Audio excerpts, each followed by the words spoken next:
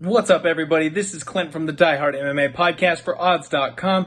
Make sure you check out UFC Vegas 21, the podcast. Click the link below. Head on over to Odds.com. Check it out. We broke it all down with my boy Gianni, the Greek.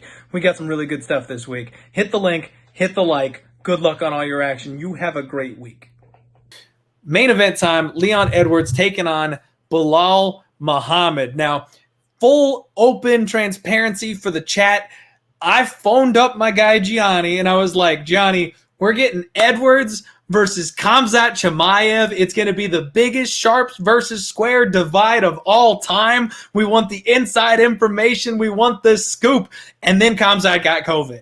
So we wanted to give you some cool little nuggets of information.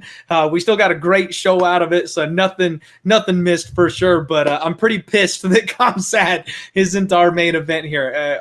In seriousness, though, I hope he recovers. I know he's having a bit of a tough time. I hope he makes it back, because it would be a real shame, not only for his sake, for his health, but it would be a bummer to lose the hottest prospect since John Jones in the UFC.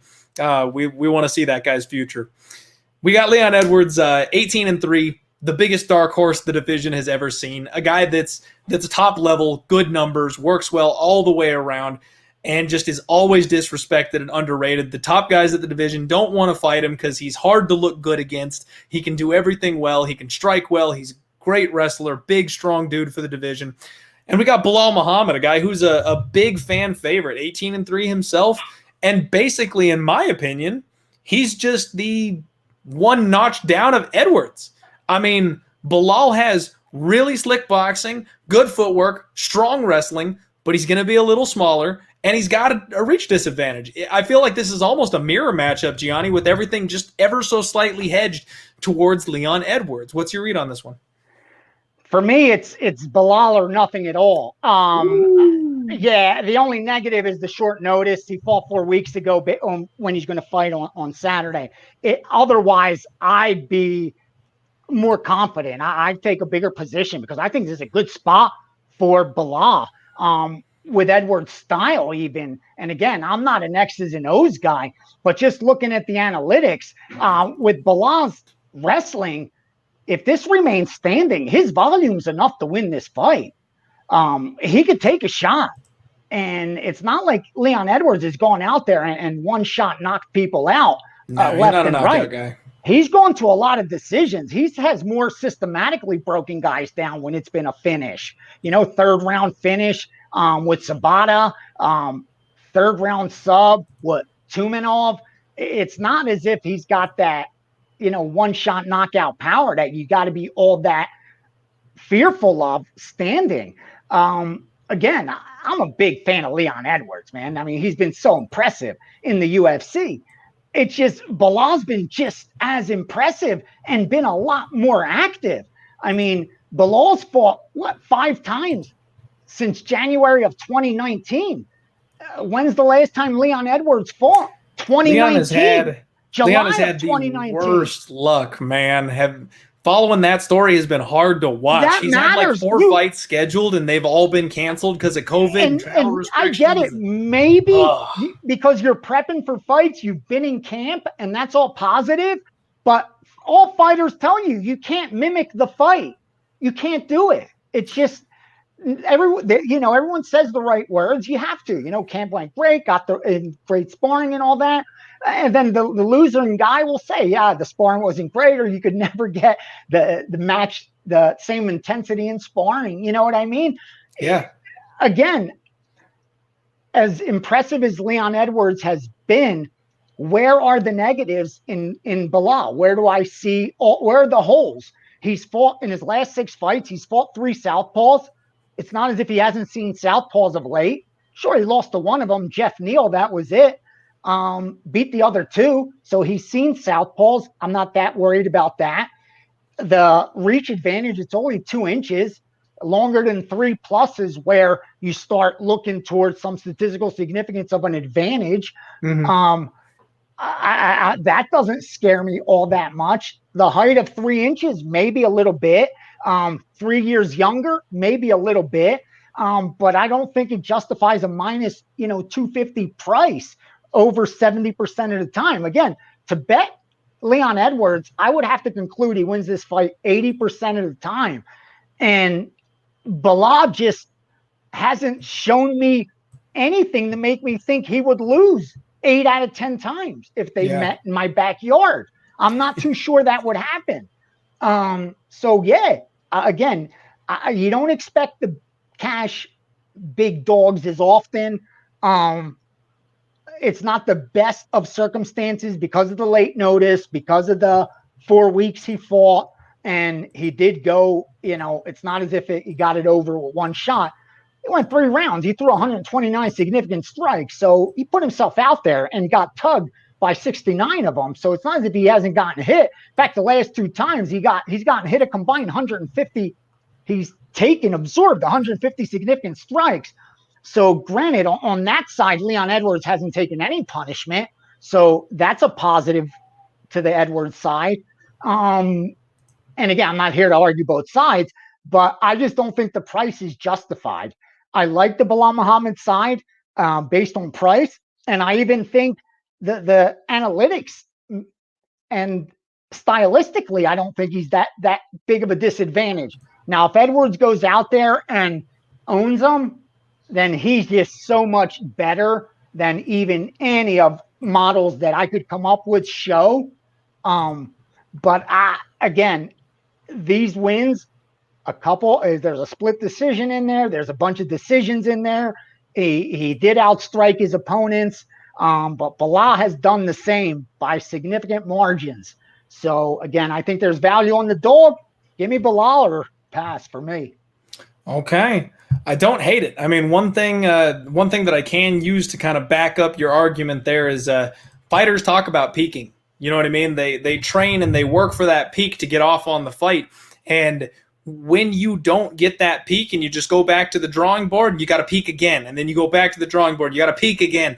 And just these repeated training camps. On top of that, he was fighting the biggest prospect in MMA today. He was going to be under the big lights. He was going to be taking the hype off of the guy that everybody thinks is the uncrowned king already. That's a big thing to get up for.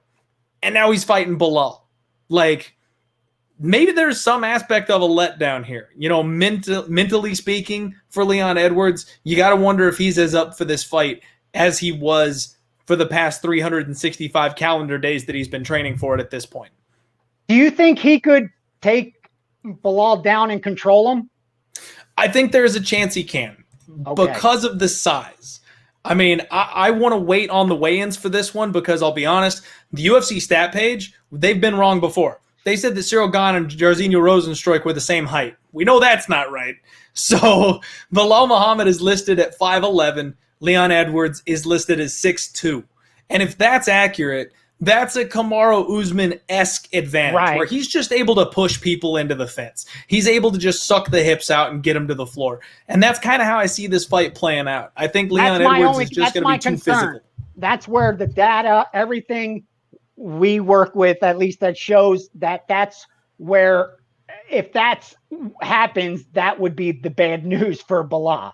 If Edwards is, at least based on the data, if he's capable of getting a takedown and controlling him, that's where significant advantage. Yeah. Where Belal could keep it standing with his volume, his path to victory becomes easier. It's not plus 200 if Edwards isn't knocking him out. And I don't see that, at least the power in the data yet, Yeah, and that's, for the people watching that maybe are new to this thing, I know the old hats, you guys know exactly what I'm going to say here. Sports betting is just like poker. It's a game of incomplete information. The biggest thing that we have a hard time gauging is power and strength because we have to go off of optics. So-and-so knocked so-and-so out. He looks like he pushed this guy around. We have to make those assumptions. I think that Leon Edwards is stronger than Belal Muhammad. But I have been wrong there before. And if they get in the cage and Edwards can't take him down, Belal probably works his way to a decision by being more active on the feet. So it's totally possible. That's what I see possible. That's where I think it's possible for him to pull this off.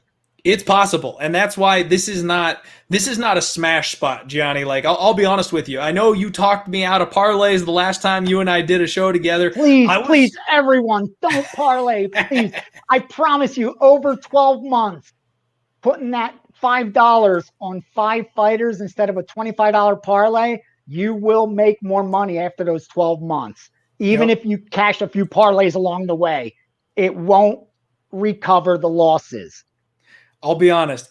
I was going to parlay Israel Adesanya and Leon Edwards. See, and this is coming from someone that's hit, bro. I've hit 18 parlays. I've hit a 10-team parlay. This is coming from someone that's hit some big tickets on parlays. And I am down money on parlays. I'm not up money. I don't think I know anyone that's up money lifetime betting parlays. Like I said, I've cashed some big tickets, 100 to 1, 300 to 1, 850 to 1. And yet I'm not ahead on parlays. No way.